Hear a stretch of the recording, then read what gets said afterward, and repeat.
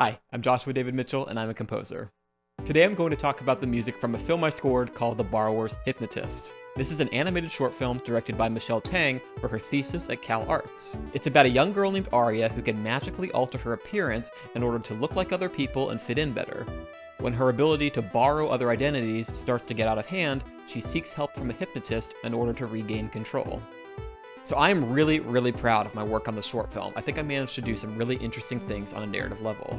In this video, I'm going to break down the themes that I wrote for the short film, and then I'm going to show you how I use those themes to tell the story musically. So in order to do this, I am going to spoil the film, so if you haven't watched it yet, do check it out. It's really great. It's on YouTube, and I have a link for it in the description.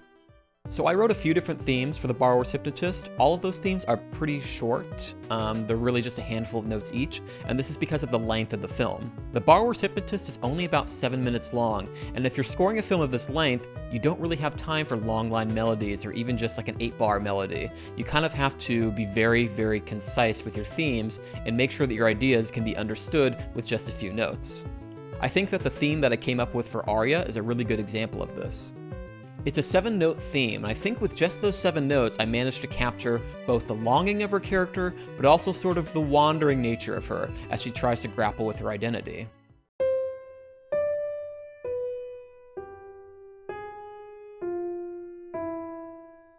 These facets of her character are suggested by implied harmony and the shape of the melody. There's no set chord progression per se for Aria's theme, it kind of varies throughout the short film, but there is an A flat in her melody, and that A flat kind of suggests a D half diminished chord. Now, half diminished chords, which are also known as minor 7s or the flat 5, are very wistful, they have a very bittersweet quality. I really love them personally. And I think the suggestion of that half diminished chord in her melody helps indicate the kind of longing nature of her character. As for the shape of the melody, it starts high on a high C, and then it drops to a low E by the end of the melody, so it goes down by about a minor 6. So it's kind of a downcast theme. Also, it's not a straight line down. The melody goes up and it goes down, it kind of rises and falls before it reaches its destination, so that further kind of implies the wandering nature of Aria's character. Also, even though Aria's theme is only 7 notes long, there were still times where I only used a fragment of her theme and it just made more sense that way. Now, the other primary identity that I wrote for the film is the borrowing theme. The borrowing theme is also occasionally varied to sound more frantic or dissonant. Now, the most important element of the borrowing theme is its time signature. It's in 7/8 time. In 7/8, there are 7 eighth notes in each measure. So 7/8 time sounds something like this.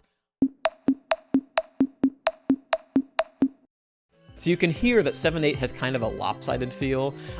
It also sounds very propulsive because it's almost like we're missing an 8th note at the end, so the music is moving faster. So because of those qualities, 7/8 seemed like the perfect time signature to represent borrowing. The propulsive side of 7/8 really works for the borrowing because it's very exciting, and borrowing seems very exciting, so the 7/8 time signature really helps elevate that feeling. The lopsided part of 7/8 was also very useful to me because it feels very unstable. While borrowing is exciting at first, it becomes really hard to control over time, so the unstable quality of 7/8 eventually feeds into that as well.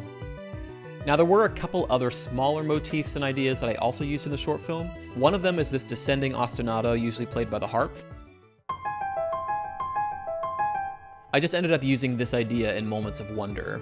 I did also write a theme for the hypnotist, but I ended up not using it just because it felt unnecessary. Instead, her presence is indicated by chimes or little meditation bowls, just things to reinforce the sort of spiritual nature of her character and her profession.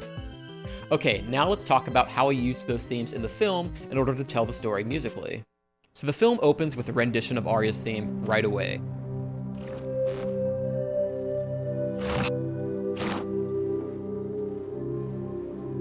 Whenever possible, I really like to have a full presentation of the main theme as early in the film as I can, just so a discerning audience member can take note of the theme and recognize it later. So when we see the hypnotist card, we get the first appearance of the borrowing theme, here played by Kratales.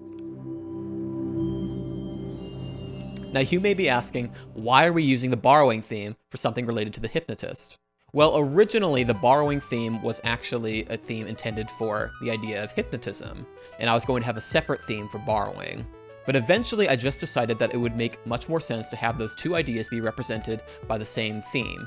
This goes back to what we talked about earlier about being very concise with your ideas for a short film. If you have too many themes, it's not going to stick and your narrative is going to be all over the place. You have to find ways to condense. Hypnotism is ultimately just a means to an end for both the main characters in this film.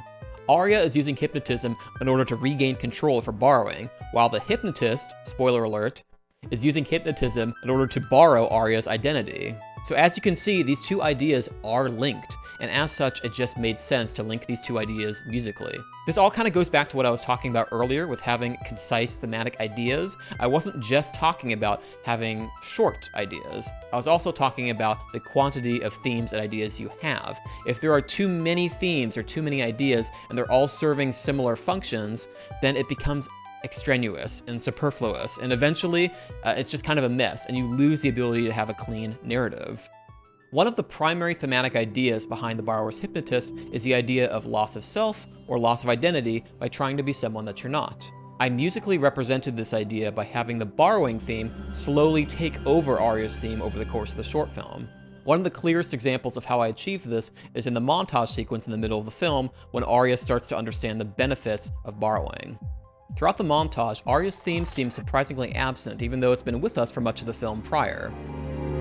When we do finally hear Aria's theme, it's in the French horn coming out like a wail or a plea, even a warning. At the end of the montage, the borrowing theme gets very loud and aggressive and builds to a crescendo. At this point, Aria seems to be definitively abandoning her true identity. As Aria blows out the candles on her cake, we hear one sad fragment of Aria's theme, just a few notes as her true identity begins to drift away.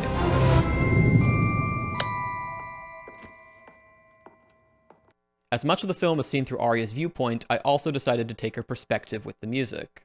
As Aria begins to reject her true identity, I actually started using Aria's theme almost like a villain's theme. The clearest example of this is later in the film, when I have her theme played on strings, a major seventh apart.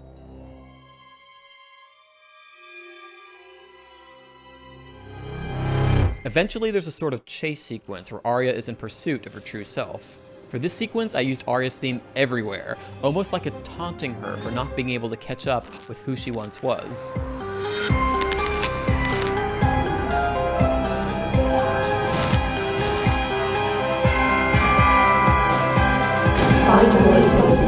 Eventually, Aria does manage to catch up with herself, but we don't hear Aria's theme. Instead, we get the most aggressive and horrifying variation of the borrowing theme that we've had this entire time.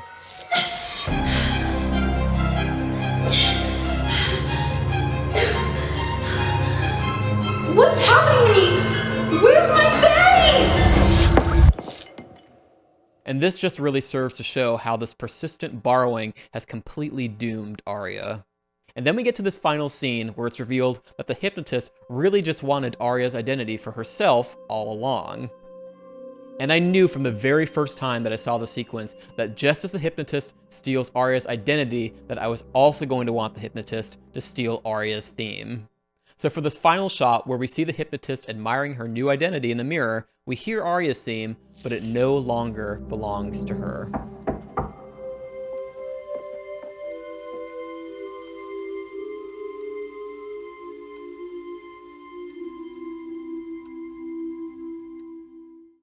And that's the film.